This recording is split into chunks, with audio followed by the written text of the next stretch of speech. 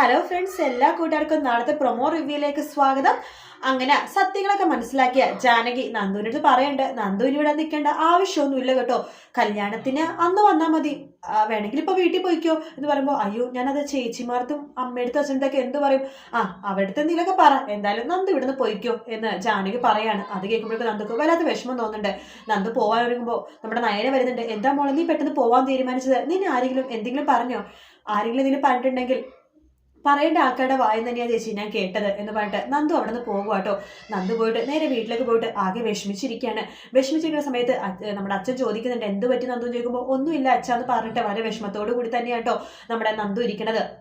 അതിനുശേഷമാണെന്നുണ്ടെങ്കിൽ നമ്മുടെ ദേവ്യാനി പറയുന്നുണ്ട്, എന്തായാലും നയനയുടെ നവ്യയുടെ വീട്ടിൽ നിന്ന് അവർ പെട്ടെന്നൊന്നും ഇങ്ങോട്ട് വരത്തില്ല, കാരണം അവർക്ക് നാണക്കേടായിരിക്കേ, അത്ര നല്ല ബന്ധമല്ലേ നമുക്ക് കിട്ടിയേക്കുന്നത്. അവരുടെ രണ്ട് പെമ്മക്കളും ഇവിടെ വന്നത് എങ്ങനെയാന്ന് അവർക്ക് നന്നായിട്ട് അറിയാലോ, അതുകൊണ്ട് അവരൊന്നും കൂടെ കയറി വരത്തില്ലായിരിക്കും എന്നൊക്കെ പറഞ്ഞെടുത്താണ് കേട്ടോ ഇന്നത്തെ വീഡിയോ തീരുന്നത്, പ്രൊമോ തീരുന്നത്. വീഡിയോ ഇഷ്ടപ്പെട്ടെങ്കിൽ ലൈക്ക് ചെയ്യുക, സബ്സ്ക്രൈബ് ചെയ്യുക, കമന്റ് ചെയ്യുക. മറ്റൊരു വീഡിയോ നാളെ കാണാം. മൗനരാഗത്തിന്റെ പ്രൊമോ ആയിട്ട് ഉടനെ തന്നെ കാണാം. Take care, bye bye.